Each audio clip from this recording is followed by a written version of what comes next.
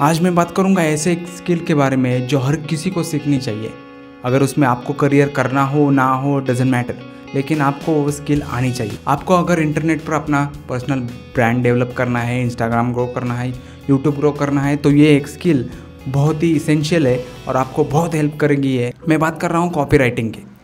आप शायद सोच रहे होंगे कि कॉपी राइटिंग मेरा करियर नहीं है। नहीं, करियर ना होने पर भी आपको बेसिक कॉपी राइटिंग तो आनी चाहिए। कॉपी राइटिंग हमें सिखाती है कि ह्यूमन नेचर क्या होता है, साइकोलॉजी क्या होती है। मैंने लगभग 1 साल पहले कॉपी राइटिंग का कोर्स किया था नेवल मोडेरा का इनसे, जो इंडियन अमेरिकन कॉपी राइटर है।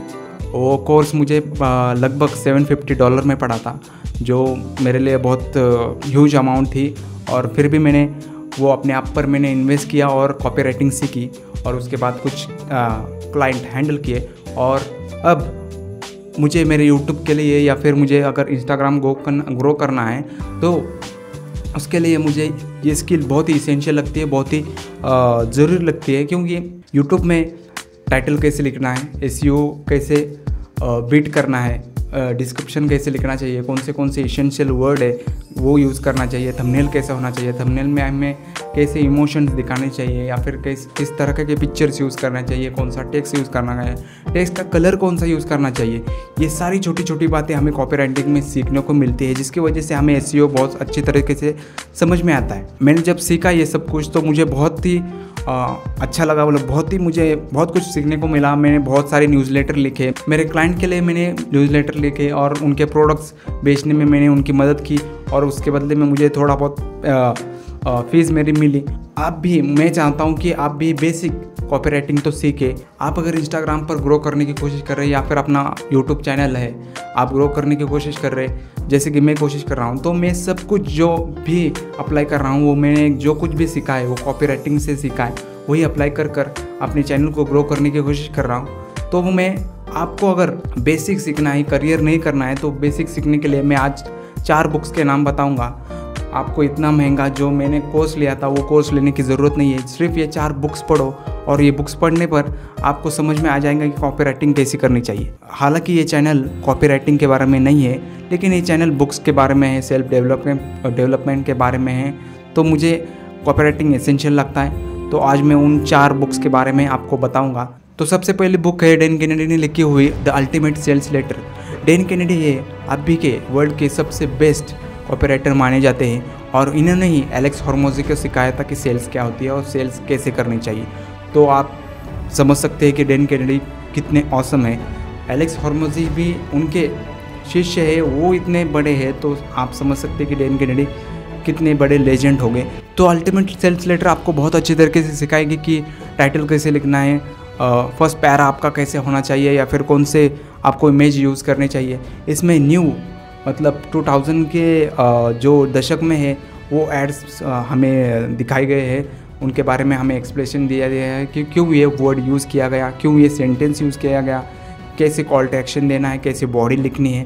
ये सारे बहुत ही डिटेल में अच्छी तरीके से डेन केनेडी में इसमें लिखा है। सेकंड जो बुक है मैं आपको रिकमेंड करूँगा वो है scientific advertising by Claude Hopkins. Claude Hopkins ये 20वीं सदी के बहुत बड़े कॉपी राइटर थे।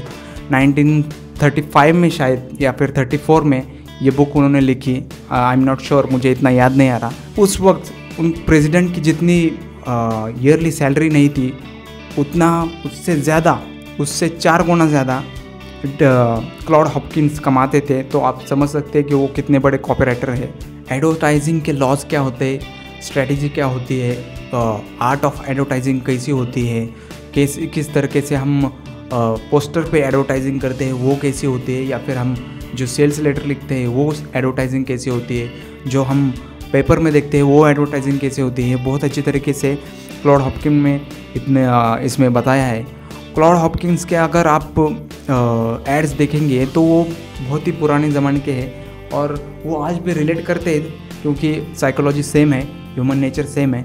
तो आपको बहुत छोटी बुक है, मैं हाईली रिकमेंड करूँगा कि ये बुक पढ़ो और आपको कॉपी राइटिंग के बारे में एक बेसिक आइडिया हो जाएगा कि कॉपी राइटिंग क्या है। अब आती है सबसे बढ़िया और सबसे एसेंशियल बुक, जो अगर आपको कॉपी राइटिंग सीखनी है तो वो थर्ड में रिकमेंड करूँगा एडविक कॉपी राइटिंग हैंडबुक। इसलिए इसे कहा गया है कि ये स्टार्ट टू एंड आपको स्टेप बाय स्टेप गाइड करती है कि कैसे कॉपीराइटिंग की जाए।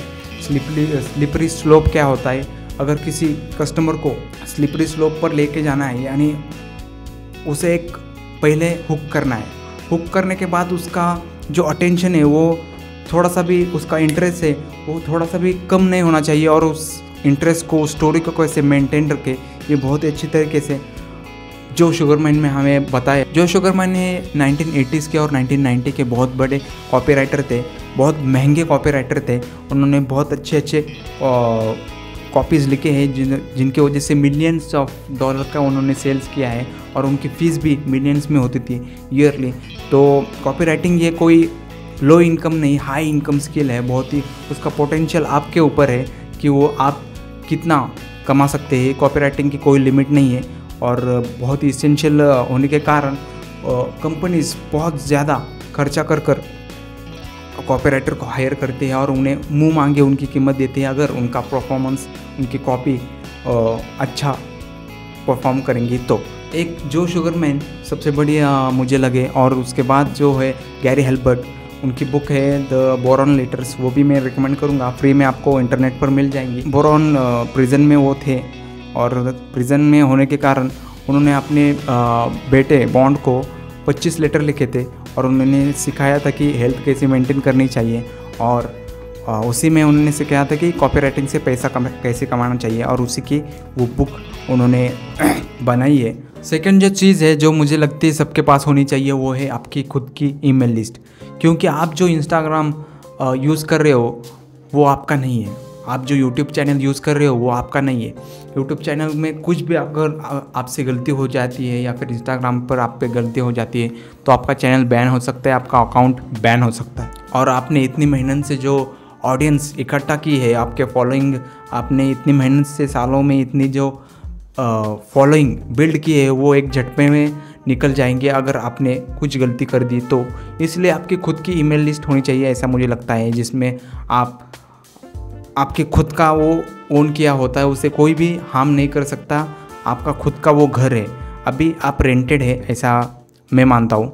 इसलिए अगर मैं मेरी बात करूँ तो जब मेरे 1000 फॉलोवर हो जाएंगे, सब्सक्राइबर 1000 हो जाएंगे, तो सबसे पहले मैं काम करूँगा कि मेरा एक न्यूज़लेटर शुरू करूँगा मैं, जिसमें मैं वीकली कंटेंट डालूँगा जो कि बुक्स के बारे में और सेल्फ इम्प्रूवमेंट के बारे में होगा। तो सेकंड इसेंशियल चीज़ मुझे लगती है वो है आप खुद का ईमेल लिस्ट। तो ये दो चीज़ें तो इसेंशियल है, ये दोनों चीज़ें आपके पास होनी चाहिए।